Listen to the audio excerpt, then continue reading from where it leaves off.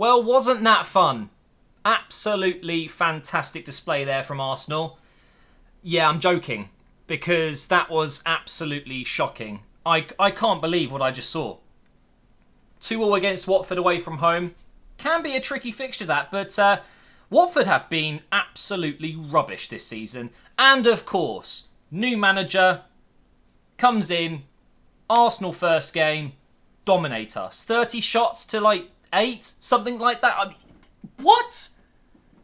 Oh, I'm just so frustrated after that. I didn't want to enjoy the rest of my weekend anyway, you know. Who does? It's just embarrassing, man. It's absolutely embarrassing because we've thrown it away. 2-0 up. And then this stupid game plan of ours, even if you can call it that. Is it a game plan? No, it's absolute nonsense. The passing it out from the inside of the box. Okay, now, it's a new rule this season. When it comes to goal kicks, you can actually have your own players in your own box and you can pass it to them. But just because that's a new rule doesn't mean you have to do it. It was so suicidal today. You could see it every time we had a goal kick. They would be right on us, practically in our own box as well. So we would pass it out. Socrates, Guendouzi, whoever it may be. Panic. Smack it up the pitch. Recycle. And it kept happening over and over again. I believe we got to the 6th time that we had attempted this stupid pass out from the goal kick. Not even a pass, a short pass. I'm talking 3 to 5 metres. We seem to pass it very, very closely to Socrates most of the time, who, by the way, is probably one of the worst defenders for this. Socrates is not a great passer of the ball. He is a no-nonsense centre-back. He just hits the ball out, right? Why are we doing this? Okay, but then on the 6th attempt, it might have been the 7th, okay? It's that embarrassing. It's that bad. Guess what happens? We pass the ball straight to a Watford striker, intercepts it, a little nudge over to, I think it was Cleverly. Cleverly! Oh my God. And they just smash it into the back of the net, and before you know it, it's 2-1. And we've literally given them a goal, and then the rest of the game, they're on top. 2-2. Stupid penalty. Thank you so much, David Luiz. That's 2 penalties he's given away now that are completely stupid. 2 goals thrown away. I cannot wait for Holding to be back. And do you know what? How bad is that? Okay, now don't get me wrong. No disrespect to Holding. He's a good young player, right? But imagine that. You're a club that's aspiring to go for the title in the next few years. Challenge for the title. Expected to at least go for the top 4. And you're relying on Holding to come back from an injury. It's not like we're waiting for prime John Terry to come back from injury. Frickin' Nesta. Like, Holding. We're relying on Holding to come back. And that enough shows that we badly need to invest in this defence. Thankfully, we have gone ahead and signed Saliba, who's going to be with us next year. But even he's not going to fix this. Holding is not going to fix this. It's just bonkers to me. I get that it can be effective, passing it out from the back, but it needs to stop. It just needs to stop. Or worst case, let David Luiz do it, because at least he can pass the ball. Okay, he's got a good pass on him, but Socrates is unreliable. Imagine giving it to Socrates and then giving it to Guendouzi, who, don't get me wrong, Guendouzi's been good this season. He had a great game against Tottenham, my man of the match, brilliant. But today, every time he got on the ball, it was scary. It was genuinely scary. I don't know why we're doing it. It doesn't make any sense to me. And it's just insanity. I've said it a few times. You know, what is the definition of insanity? It's doing the same thing over and over and over again and expecting a different result. But it doesn't work. We can't pass it out. Man City got done for it against Norwich last night. Just stupid mistakes from defenders. And don't get me wrong, they probably don't want to be doing this. It comes from the manager. It comes from the staff that decide on the game plan. We have said to the defenders, pass it, no matter what. I don't care what happens, pass it. If you lump the ball forward, I'm not happy. It's not part of our game plan. I want you to pass it out. And it just goes wrong way too often. Now, moving on to the next point I wanted to talk about. There's a thing in football called game management. And I'm sure a lot of you know what that means. And don't get me wrong, Emery knows what game management is, right? The Arsenal team know what game management is, right? Apparently not. Apparently, neither of those guys know what game management is. You're 2-0 up. What was the plan? Where was the plan? There was no plan. We were walking. We were lucky to be 1-0 up. It might have been a foul. Great finish from Aubameyang. He is one of the positives today. Even though he didn't have a great game, still scored twice. Carrying us, okay? Quite literally carrying us. Now, we got lucky. 1-0. And then the second goal is a thing of beauty. Okay, 20 passes leading up to our second goal.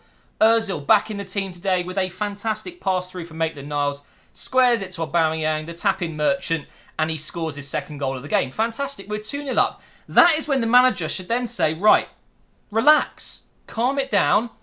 You don't need to go too crazy. Just keep the ball, do the basics right, don't make any mistakes, and we will win this game. But then we go and concede that stupid goal. And then we give away a penalty. We almost lose it in the final 2 minutes or so with some shocking defending. What were the substitutions as well? This is all part of a game plan and managing the game. Bringing on subs, okay? Ceballos comes off. Ozil comes off. That's our two creative midfielders gone. So we've got nothing going up top. Willock comes on. In fairness, he does okay. He clearly came on and did Ozil's job. So why not swap him with Ozil? Instead, we had Willock coming on for Ceballos and then Nelson coming on for Ozil. It's the wrong way round. Ceballos was actually doing a very decent job defensively. He may not be a defensive midfielder, but he was doing a job and he gives us something going forward as a deep lying playmaker. And we're still going with Granit Xhaka. Did you see that moment at the end of the game where he could get the ball? He could have kept it in. There's a moment where it lands towards him, he stretches for it with his left foot, and he accidentally clips it towards a goal kick, right? And he just stops. Because he's a dinosaur. He's a snail. He could have kept that in. And we're playing a guy like that ahead of Torreira, who apparently might have picked up a little bit of a knock playing for Uruguay, but Torreira came on and looked absolutely fine to me. Why are we sticking with Granit Xhaka away from home? He's a luxury player that you use at home because there's no real pressure on him when he's got the ball. He's able to pick out a pass. He's able to have his head up and look around. No, away from home, Granit Xhaka doesn't come near my team. He's just a liability, and I would have loved to see Torreira start today next to Guendouzi with Ceballos. Mesut Ozil came in and he did okay today. I mean, the problem for me with him is his work ethic. He sucks all the positive energy from the players. Every time he's chasing the ball and they pass it just in front of him and he couldn't reach it, he does that stupid, arms flailing, complaining that he's not getting support. Just shut up, mate. Just get on with it. You know, you're not going to get the ball every time you chase, but that's not what chasing the ball is for. It's pressure. It's putting pressure on passes, making the Watford defence make a mistake. Don't complain. Just get on with your job. And that's exactly what Mesut Ozil shouldn't be doing. We saw what he should be doing in the setup for the goal. The second goal was Ozil in a nutshell. That's where you have a player like him. He's not going to chase. He's not going to get back and help defend.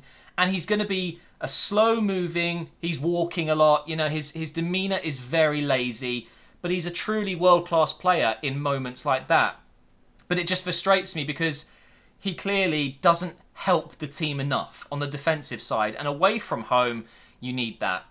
So again, that comes down to Emery as well. The fact that Emery's playing Ozil in a game like this, it's his first start of the season, and I'm just thinking to myself, we were probably better off going with a Nelson or something like that. Pepe. Okay, Pepe.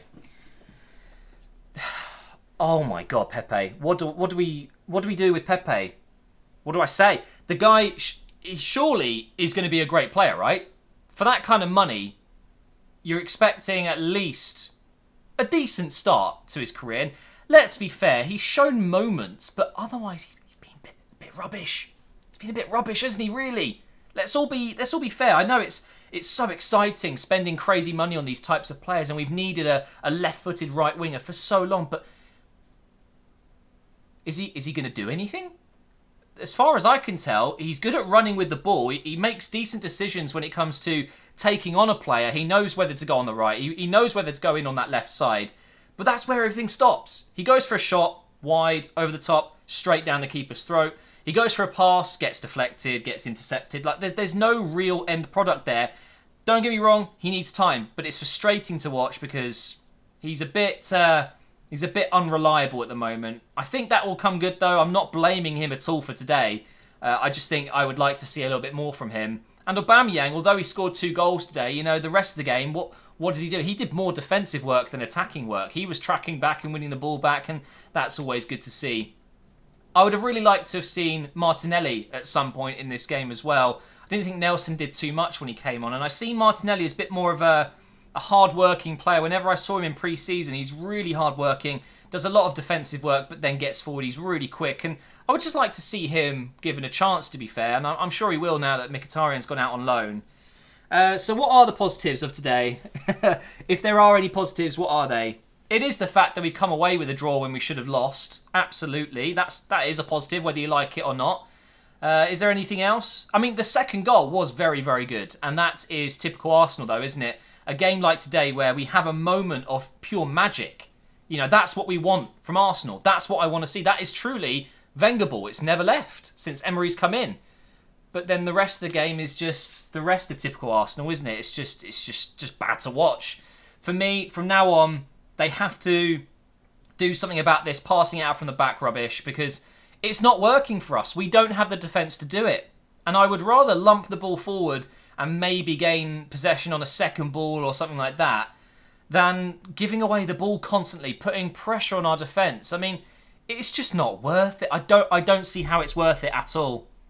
But today, ultimately, it's 2 points dropped.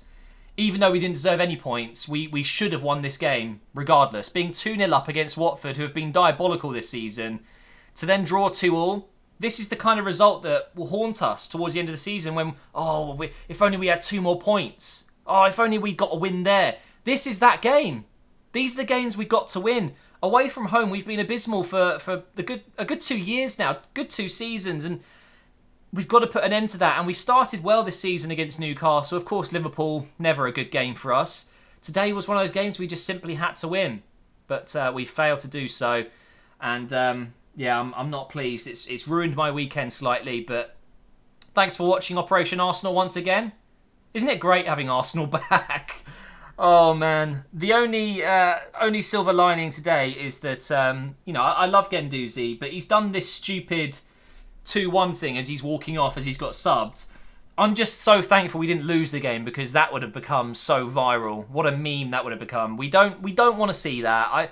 I'm not a fan of it, especially if the result's nowhere near given. You know, he was subbed off with 30 minutes to go or so. Just so embarrassing. But thanks for watching, guys. Hopefully you've enjoyed this review. Thanks, Arsenal, for ruining my weekend, and I guess same time next week.